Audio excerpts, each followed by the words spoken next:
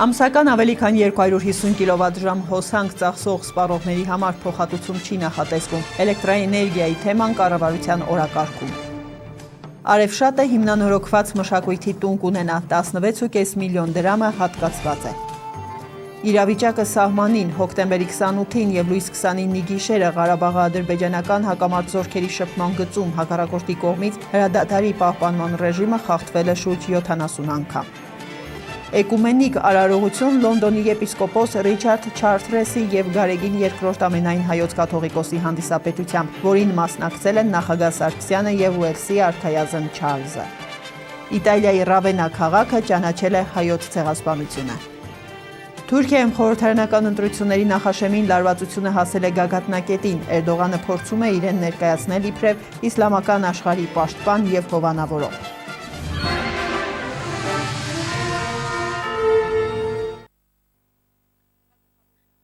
Տեղեկատվությամբ եթերում այսօր լրատվականն է, բարև ձեզ։ Էլեկտրաէներգիայի նոր եւ նախորդ սակագների փոխհատուցման համար կառավարությունը այսօր փոփոխություններ է կատարել նախկինում ընդունած որոշումներից մեկում։ Ըստ այդմ Հայաստանի կառավարությունը եւ Տաշիր բարեգործական հիմնադրամը յուրաքանչյուրը հավասար չափով 2015 թվականի հոկտեմբերի 1-ից մինչեւ 2016-ի հուլիսի 31-ն ընկած ժամանակահատվածում սպառած էլեկտրաէներգիայի դիմաց ամսական մինչեւ 250 կիլովատ-ժամ սպառում ունեցող բնակիչ սպառողների եւ 0.38 կիլովատ եւ ցածր լարմամբ սնվող սպառման յուրաքանչյուր առանձին համակարգում ամսական մինչև 500 կիլովատ-ժամ էլեկտրաէներգիայի սպառում ունեցող այլ սպառողների օգտին Հայաստանի էլեկտրական ցանցերին կփոխհատուցեն հանձնաժողովի կողմից հաստատված նոր եւ նախորդ սակագների տարբերությունը 6.93 դրամ 1 կիլովատ-ժամի դիմաց։ Ամսական 250 կիլովատ-ժամից ավելի սպառում ունեցող բնակիչ սպառողների համար փոխհատուցում չի նախատեսվում։ Աստորոնս մեր պայմանավորվածության այդ 1 տարվա 6.93 դրամը մենք մինչև 250 կիլովատ ծախսող քաղաքացիների եւ փոքր բիզնեսի սպառված էլեկտրոէներգիայի տարբերությունը, այսինքն ավելացած այդ թանկացած գինը մենք ենք վճարելու։ Աբրահամյանի գլխավորած կառավարական պատվիրակությունը աշխատանքային այցով մեկնել է Տաջիկստան։ Կառավարության տեղեկատվության եւ հասարակայնության հետ կապերի վարչության փոխանցման Հովիկ Աբրահամյանը Դուշանբեում կմասնակցի անկախ պետությունների համագործակցության մասնակից պետությունների կառավարությունների ղեկավարների խորհրդի հերթական նիստին։ Ըստ Հայաստանի կառավարության օրակարգում ներառված են 30-ից ավելի հարցեր, որոնց հիմնական մասը վերաբերում են առևտրատնտեսական համագործակցության զարգացմանը եւ խորացմանը, ֆինանսական, սոցիալական, իրավական եւ հումանիտար ոլորտներում գործակցության ամրապնդմանը։ Կառավարության աջակցությամբ Շիրեկի մարզում հիմնանորոգվում են մշակույթի տները, դրանց հիմնական մասը 88-ի աղետի հետևանքով դարձել են վթարային եւ տարիների ընթացքում քայքայվել։ Ներկա պահին ընթացքի մեջ է Արևշատի մշակույթի տան հիմնանորոգումը։ Այդ աշխատանքների իրականացման համար հանրապետության մարզերի հրատապ խնդիրների լուծման ծրագրով համայնքին հատկացվել է 16.5 միլիոն դրամ։ Վասան Աջեմյանը եկավ ստուգատեսին, Հարություն Հարությունյանն էլ մեր ռեժիսորն էր։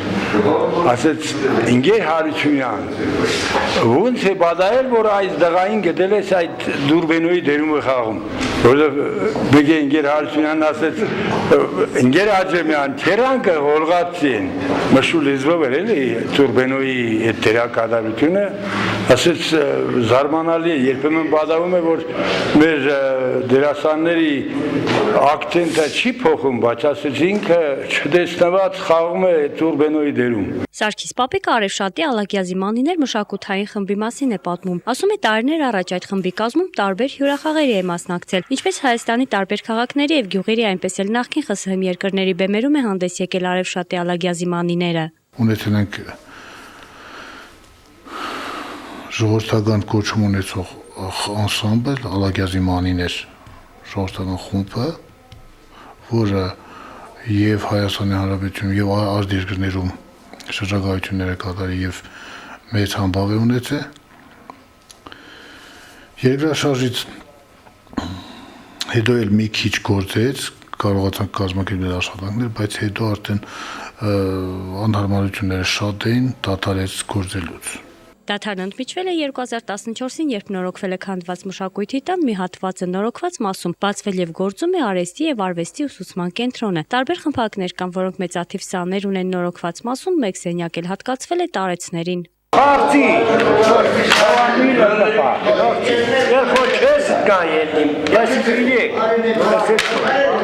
Կառավարության տրամադրած ֆինանսական միջոցներով այս տարի եւս Արևշատի մշակույթի տանը շարունակվում են շինարարական աշխատանքները։ Կառույցի երկրորդ հատվածի նորոգման համար հատկացվել է 16.5 միլիոն դրամ։ Երկու մեծ դահլիճ է հիմնանորոգվում։ Մի մեծ սրահը վերանորոգումից հետո կդարձնենք հանդիսությունների սրահի տխուր եւ ուրախ առիթների համար, գյուղում չկա ոչ մի հարմար տեղ։ Ժողովրդի եւ մեր ցանկության պահանջով այդ մեծ սրահը վերադարձնում ենք հանդիսությունների սրահի, որը կծառայի ժողովրդին, անհատույց կտրամադրենք ժողովրդին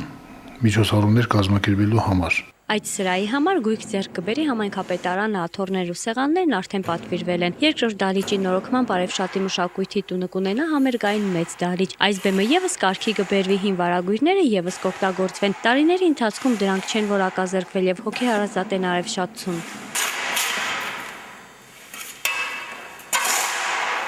Ընթացիկ տարվա սեպտեմբերի 29-ից մեկնարկած շինաշխատանքները շինարարը խոստանում է ավարտել նոյեմբերի 15-ին։ Աշխատանքներն ընթանում են մեծ թափով, եղանակը նպաստավոր չէ, սակայն ներքին հարդարմանը չի խանգարի։ Նորոգումից հետո համերգային դահլիճը սակայն չի կարողանա գործել առանց գույքի։ Նստարանների եւ այլ պարագաների անհրաժեշտություն կա։ Եթե կառավարությունը խնդիրը լուծի, համայնքը շնորհակալ կլինի։ Հակառակ պարագայում համայնքապետը այլ ելք է որոնելու կարևոր գույքի ձեռքբերման համար։ Արմեն Հիմինեսյան, Խան Հովանիսյան այսօր։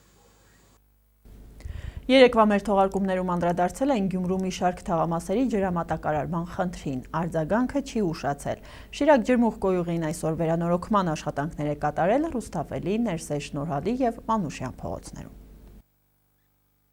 Փողոցի առաջին նրբանցքի կոյուղու խցանման պատճառը հիմնականում եղել են բնակիչները, որտեղ մեր գյուղագործները մաքրելուց հետո տեղից հանել են այսպես ասենք շորիկ կդոր, չօգտագործած շորիկ կդոր, որը հիմնական խցանման պատճառ է դարձել։ Եվ եթե տեղադրված լինեին ժամանակին, նախ ասեմ, որ այդ կոյուղին կառուցված է եղել բնակիչների միջոցներով, իրանք են կառուցել իրանց տան կոյուղին եւ ուղարկել մինչեւ Գյումրի Չայ Գեդակ, տեղում եղել եմ, ուսումնասիրել եմ, որպեսզի երկրորդ անգամ չկրկնվի, այս տարվա մեջ կտեղադրենք մի հատ դիտահոր։ Ռուստավելի փողոցի առաջին նրբանցք 72 տան բնակիչներ, այո, երբ տեսանք այդ ջրերը, դրանք մեր քաղաքի արտեզյան ջրերն են, որից ինքը 100 տարի օգտվել է, չի ունեցել կենտրոնական համակարգի սնուցում։ Հիմա նոր ջրագիծը մինչև իրենց տուն տարել ենք, կառուցել ենք, դեռ երկրորդ հարգի հատվածը, որ ինքը խողովակներ չուներ, խնդրեց, մենք էլ այսօր ուղարկել ենք խողովակները,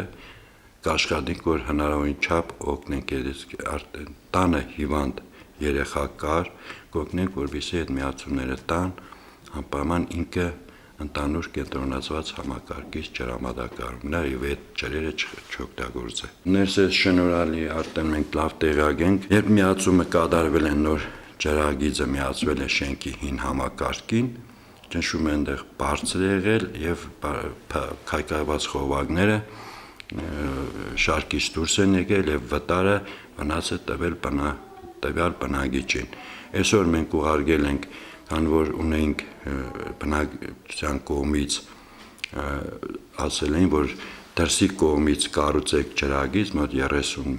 գծամետր եւ յուրաքանչյուր տուն առանձին պետք է մենք ուղարկել ենք այդ համաձայնությունը վերցնենք, լուր ունենք, որ բոլորը համաձայն են, մեծամասնությունը համաձայն են։ Մենք կարող ենք վաղը սկսել այդ աշխատանքները։ Այսօր ես խոստացել եմ, որ այսօր անպայման Մանուշյան 18 շենքներ նույնպես այդ խիճը կլցնեն, որպեսզի այդ փոսերը վերացնեն։ Աշխատանքից ազատման դիմում է ներկայացրել Գյումրու քաղաքապետարանի աշխատակազմի տրանսպորտի բաժնի պետ Արամ Եղոյանը։ Քաղաքապետարանից փոխանցում են, որ Արամ Եղոյանը ազատվել է սեփական դիմումի համաձայն։ Նախկին պաշտոնյայի տեղը սակայն թափուր չէ։ Քաղաքապետարանի տեղեկացմամբ արտամրցութային կարգով քաղաքապետարանի աշխատակազմի տրանսպորտի բաժնի պետ նշանակվել է նույն բաժնի գլխավոր մասնագետ Արտյոմ Սարգսյանը։ Նշենք, որ Արամ Եղոյանը 2012 թվականի հոկտեմբերից է ժամանակավորապես ղեկավարում Գյումրու քաղաքապետարանի աշխատակազմի տրանսպորտի բաժինը, ապա մասնակցել էր համայնքային ծառայության մրցույթին, ընտրվել նույն բաժնի պետ։ Հայաստանի տարածքային կառավարման եւ արտակարգ իրավիճակների նախարարության սեյսմիկ պաշտպանության ծառայության սեյսմոլոգիական ցանցի կողմից հոկտեմբերի 29-ին տեղական ժամանակով ժամը 14:11-ին գրանցվել է 4.8 մագնիտուդով երկրաշարժ։ Ստորգետնյա ցնցման ուժգնությունը էպիկենտրոնում կազմել է 6-ից 7 բալ։ Երկրաշարժի հիպոկենտրոնը գտնվում է 10 կիլոմետր խորության վրա։ Երկրաշարժը զգացվել է Երևանում եւ Արարատի մարզում 2-ից 3 բալ ուժգնությամբ։ Հոկտեմբերի 28-ին եւ լույս 29-ի գիշերը Ղարաբաղի ադրբեջանական հակամարտ զորքերի շփման գծում հակառակորդի կողմից հրադադարի պահպանման ռեժիմը խախտվել է շուրջ 70 անգամ, որի ընթացքում տարբեր տրամաչափի հրաձգային զինատեսակներից հայ դիրքապահների ուղղությամբ արձակվել է ավելի քան 1200 կրակոց։ Ինչպես տեղեկացնում է Լեռնային Ղարաբաղի Հանրապետության պաշտպանության նախարարության մամուլի ծառայությունը, պաշտպանության բանակի առաջապահ զորամասերը շարունակում են տիրապետել օպերատիվ իրադրությանը եւ վստահորեն իրականացնել մարտական հերթապահություն։ ԵԱՀԿ Մինսկի խմբի համանախագահները այսօր հաղորդագրությամբ են հանդես եկել հոկտեմբերի 26-ից 28-ը տարածաշրջան իրենց այցելության վերաբերյալ, հայտնելով, որ հանդիպումներ են ունեցել Հայաստանի եւ Ադրբեջանի նախագահների եւ արտգործնախարարների, ինչպես նաեւ Լեռնային Ղարաբաղի փաստացի իշխանությունների հետ։ Նախագահները հաստատեցին համանախագահների հովանու ներքո մինչև տարեվերջ գագաթնաժողով անցկացնելու իրենց հանձնառությունը, քննարկելու կարգավորման առանցքային տարրերը եւ այլ հարցեր։ Նախագահների հետ հանդիպումներում մենք շեշտեցինք շփման գծի եւ Հայաստան-Ադրբեջան սահմանի երկայնքով բռնության վտանգը։ Ծանր զինատեսակների կիրառումը, ինչպիսին են ականանետերն ու հրթիռանետերը, անընդունելի է եւ լուրջ վտանգ է ներկայացնում քաղաքացիական բնակչության համար։ Մենք խորապես ցավում ենք անմեղ քաղաքացիական անձանց շրջանում զոհերի եւ կորսված կյանքերի համար եւ ակնկալում, որ կողմերը կձեռնարկեն ամեն քայլ խուսափելու բռնությունից։ Մենք բարձրացրեցինք անվտանգության իրավիճակի կայունացմանը եւ բանակցությունների համար ավելի կառուցողական մթնոլորտի ստեղծմանն ուղղված գոյություն ունեցող առաջարկներ, մասնավորապես ասված է Մինսկի խմբի համանախագահների հաղորդագրությունում։ Աշխատանքային այցով Մեծ Բրիտանիայի եւ Հյուսիսային Իռլանդիայի միացյալ թագավորությունում գտնվող նախագահ Սերժ Սարգսյանը Վեստմինսթրյան արբայությունում մասնակցել է 1915 թվի հայոց ցեղասպանության նոր սրբադասված նահատակների հիշատակի ոգեկոչման արարողությանը։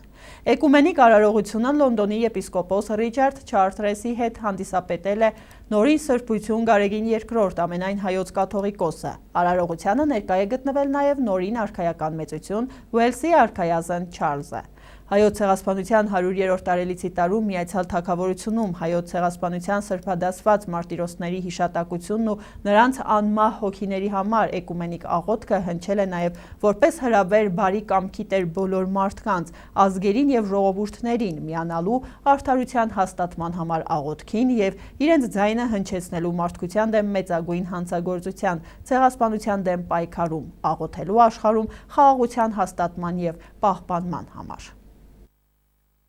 Եվ ես հավուրս իմ գարթացի առնա։ Լոնդոնի մայր տաճարում հայերեն աղոթք ու հայկական շարականներ են հնչում։ Հոգևոր երգերը Լոնդոնի Սուրբ Եղիշե հայկական եկեղեցու երգչախումբն է կատարում։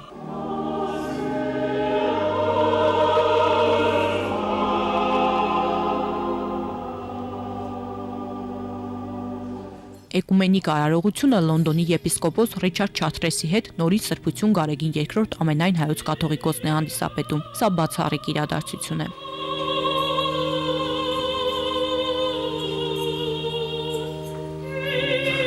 Ռիչարդ Չարթրեսը հայերի նկատմամբ առանձնահատուկ վերաբերմունք ունի։ Բազմաթիվ անգամ Հայաստան այցելած եպիսկոպոսը Երևանում էր նաև ապրիլի 24-ին։ Ծիծեռնակաբերդում դուդուկ նվագող փոքրիկը նրան տպավորել է, ասում է՝ «Առ այսօր աչքի առջև է»։ Ռիչարդ Չարթրեսը հրանդինքին հիշեց, ապա Հիտլերի խոսքերը հիշեցրեց։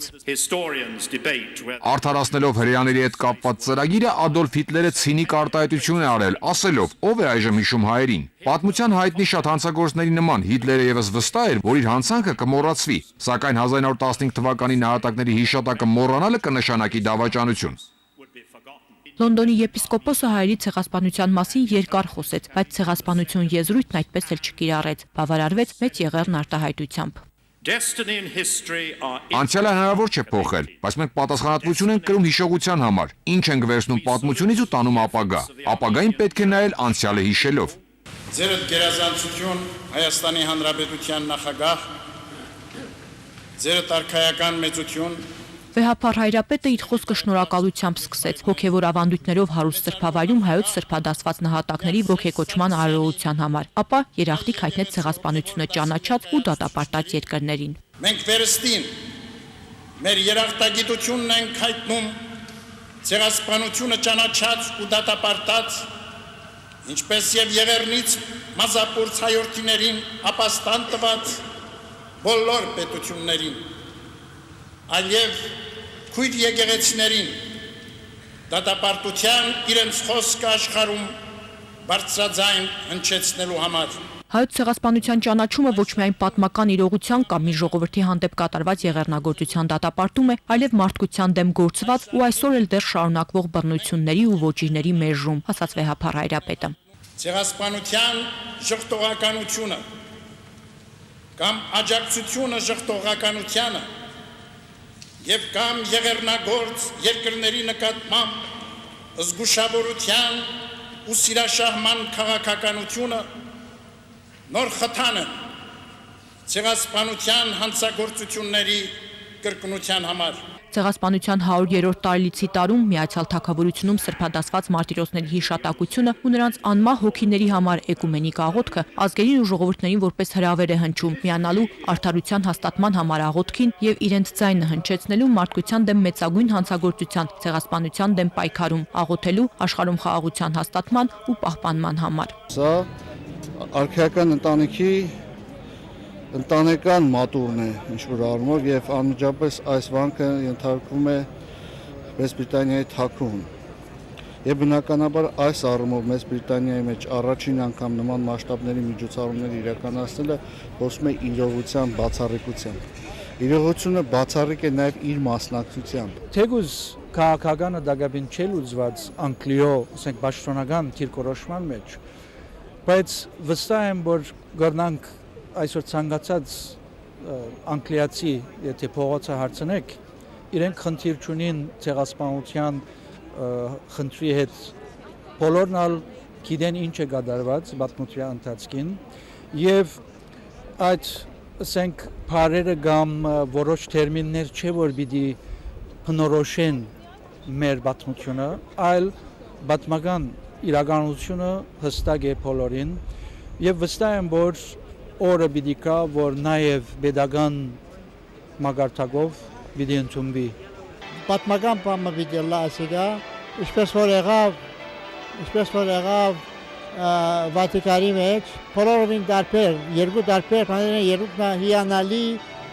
աստվածային շնորհքով։ Սա էլ կարծում եմ մեծ արդեն որոշ չափով պաշտոնականացնում է Միացյալ Թագավորության այս նարեն հասցետել։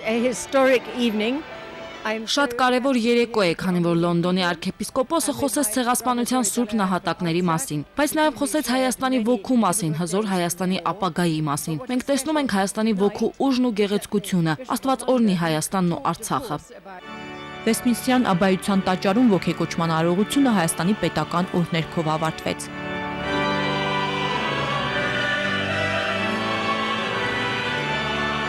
Ազնիվ Կարապետյան, Կարեն Թադևոսյան, այսօր։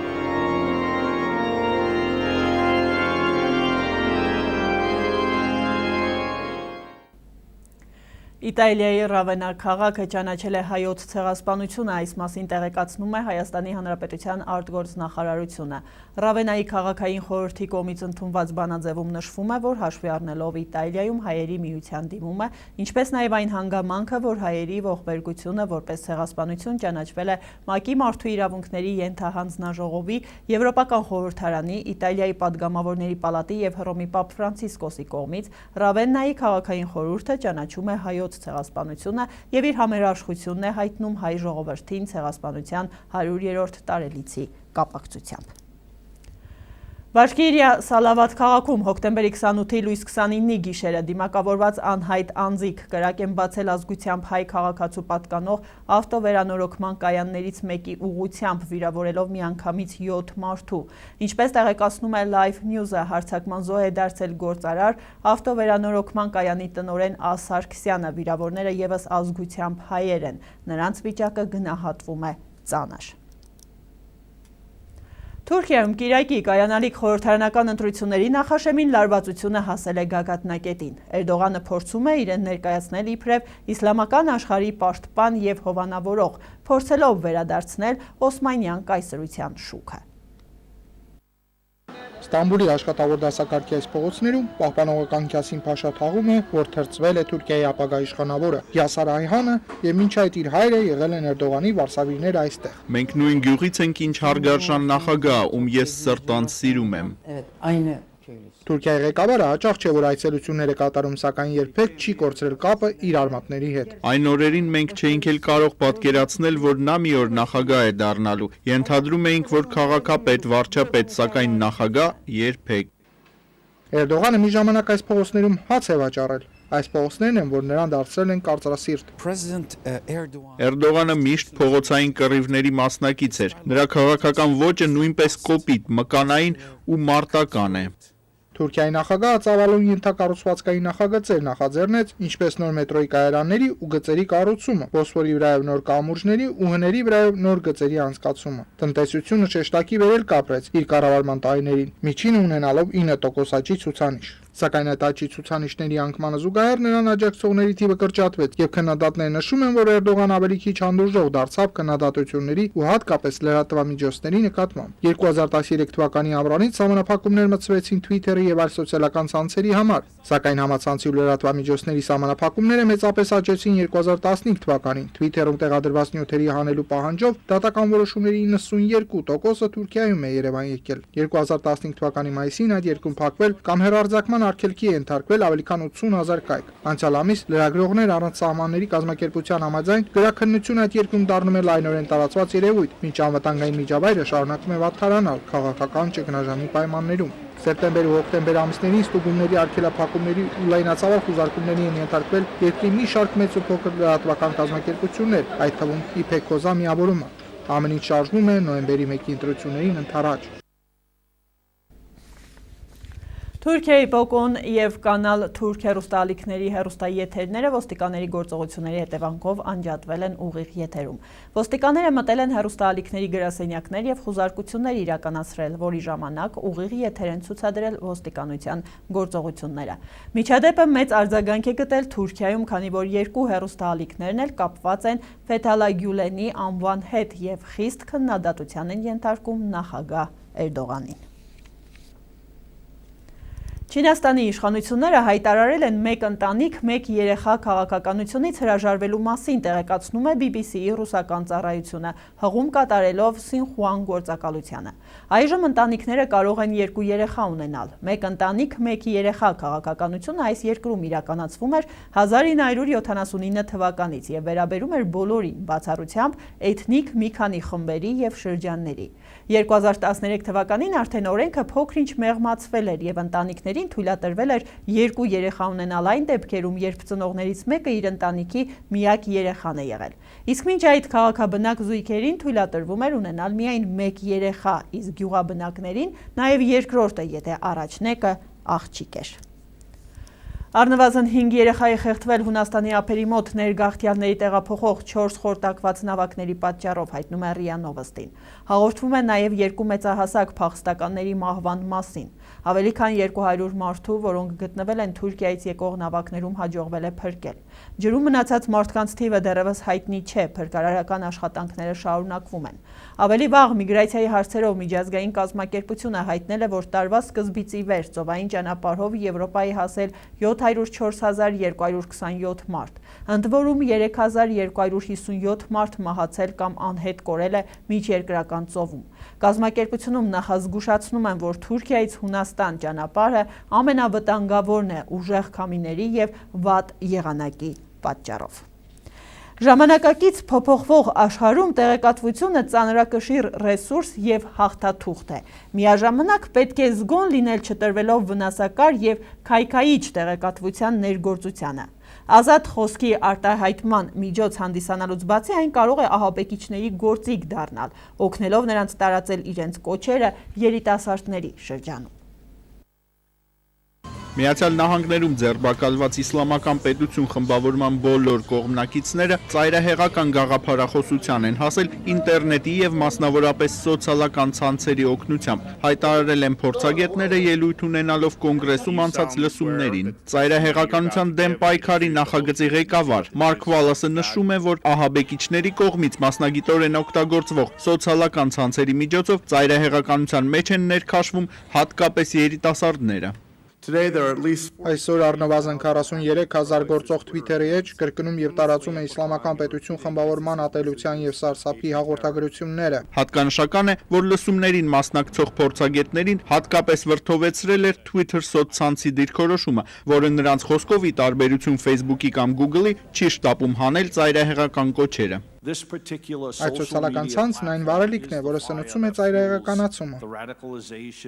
Բանը հասել էր նրան, որ որոշ փորձագետներ կոչ էին անում կոնգրեսականներին ավելի կոշտ կանոններ մշակել առցանց ահաբեկիչներին հակազդելու նպատակով։ Միացյալ Նահանգների օրենսդիրները սակայն խնդրին զգուշորեն են մոտենում, փորձելով միևնույն ժամանակ հարգել մարդու խոսքի ազատության իրավունքը։ Որտեղ եք դուք գծում այն սահմանը, որից այն կողմ գրառումները վտանգավոր են համարվում։ Այսպես, եթե ահաբեկիչների կողմից սպանությունների տեսաձայնագրությունների կամ սպանության դրդող կոչերի դեպքում դրանց արգելափակման հարցը բավականին պարզ է, ապա որոշ կարծիքների արգելափակումը բավականին վիճելի հարց կարող է հանդիսանալ։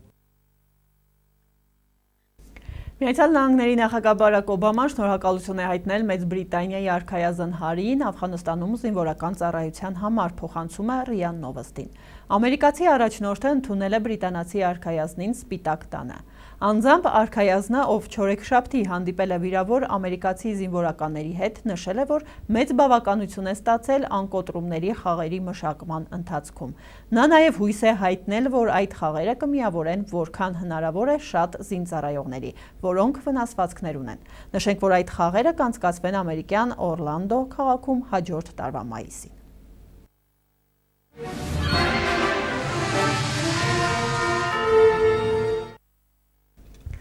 Շիրակի մարզի բռնցքամարտի մարզադպրոցների պատանիներն ու կրտսեր պատանիները մասնակցում են Գյումրու քաղաքապետարանի բռնցքամարտի մարզադպրոցի բաց առաջնությանը։ Ավանդական մրցաշարին մասնակցում են նաև Վանաձորի ներկայացուցիչները։ Մրցաշրջանը մոտենում է ավարտին և պատասխանատուները արդեն մտածում են առաջիկա միջազգային մրցաշարերի և գալիք օլիմպիական տարվա մասին։ Գյումրու քաղաքապետարանի բռնցքամարտի մարզադպրոցում մեկնարկել է քաղաքի բաց առաջնությունը, որին մասնակցում են պատանի և կրտսեր պատանի բռնցքամարտիկներ Գյումրուց, Ախուրյանից, Արտիկից և Վանաձորից։ Մրցաշարն ավանդական է, անցկացվում է ամեն տարվա աշնանը։ Գյումրու բռնցքամարտի մարզադպրոցն ընթացիկ առաջնությունով ավարտում է մարզական տարին։ Չնայած դրան առանձին մարզիկներ առաջիկա մեկ ամսվա ընթացքում քաղաքն ու երկիրը ներկայացնելու են միջազգային ասպարեզներում։ Մասնավորապես նոյեմբերի 2-ից 8-ն Անապա քաղաքում տեղի է ունենալու կրտսեր պատանիների Եվրոպայի առաջնությունը, որտեղ Գյումրին ներկայացնելու է 2 բռնցքամարտիկ։ Տարվա վերջում ամփոփում ենք հաջորդ տարվա պատանիների կորիզը։ Ընդգրկել ենք բաց առաջնություն, որովհետև ընտրում ենք դպրոցի հավաքական թիմ, որովհետեւ հանրապետության առաջնությանը պատրաստ լինենք։ Ամփոփելով մարզական տարին բռնցքամարտի մարզադպրոցի տնօրեն Հրաչ Հարությունյանը նշեց, որ կարող էին ավելի լավ մրցաշրջան անցկացնել, թեև հաջողություններն էլ քիչ չեն եղել։ Մյուս կողմից գլխավոր հարցը գալիք տարում կայանալիք օլիմպիական խաղերի ուղեգիր ձեռք բերելն է։ Անցած Եվրոպայի եւ աշխարհի առաջնություններում գյումրեցի բռնցքամարտիկներին չհաջողվեց հասնել ցանկալի արդյունքի։ Բաղձալի ուղեգիրը նվաճելուն մոտ էր Հովհաննես Պաչկովը, բայց որոշիչ մենամարտում զիջեց Կուբացի մարզիկին։ Հովհաննես Պաչկովի բոյը կարող են եւ մի փոքր հերիք չերեց։ Այսօր Հովհաննես Պաչկովին առաջնակարգ դերը տալիս են նրան, որովհետեւ նա մոտ է օլիմպիական խաղերը մասնակցելուն։ Դեռ հույսեր կան Պաչկովից էլ, Հովհաննեսյան Արտուրից էլ։ Չեմ սիրում մրցավարական աշխատանքին գնահատական տալ, բայց կոնկրետ Պաչկովի պարագայում այդ հաղթանակը նույն ձևի կարելի է շնորհել նաև Հովհաննես Պաչկովին, բայց դե պետք է ավելի լավ պարապել, ավելի լավ կրվել։ Արջևում, Բաքվում եւ Ստամբուլում կայանալիք միջազգային մրցաշարերն են, որոնք վարկանիշային են համարվում։ Ասել է, թե հաջող ելույթներ ունենալու դեպքում հայ բռնցքամարտիկներին գալիք տարում կարող ենք տեսնել Ռիոյում։ Ռեցիկի համար մնացել է 2 պատասխանատու մրցաշար, որն շատ դժվար է։ Մենք երևի չենք մեկնելու Բաքվի վարկանիշային մրցաշարերին, քանի որ իմաստ չկա։ Իշկանով որ ես եմ տեղյակ, դեռ պաշտոնական որոշում չի ընդունվել, պայքարելու ենք Թուրքիայում տեղի ունենալիք վարկանիշային մրցաշարում, որը նույնպես կարելի ասել փոքր աշխարհի առաջնությունն է լինելու իր կազմով։ Քրտնաջան աշխատեն, որովհետև կորուստը մեծ է մեր եւ Եվրոպայի եւ աշխարհացությունից։ Հիմի վերջի շանսն է մնացել, ամեն ինչ տնել է, պետք գոնե մի ուղեգիր նվաճենք, մի ուղեգիր։ Սպասելիքները մեծ են հայ բռնցքամարտիկներից, մնում է առաջիկա մրցումներում նրանք արտարացնեն ինչպես մարզիչների, այնպես էլ երկրպագուների սպասելիքները, բարձր արդյունքներ ցույց տալով թուրքական ռինգում։ Հապետ Հարությունյան, Արթուր Մարգարյան, այսօր։ Այսքանը բոլոր այս նորություններին հետևեք, այցելելով նաև մեր ինտերնետային կայք 3w.ցայք.am հաջողություն։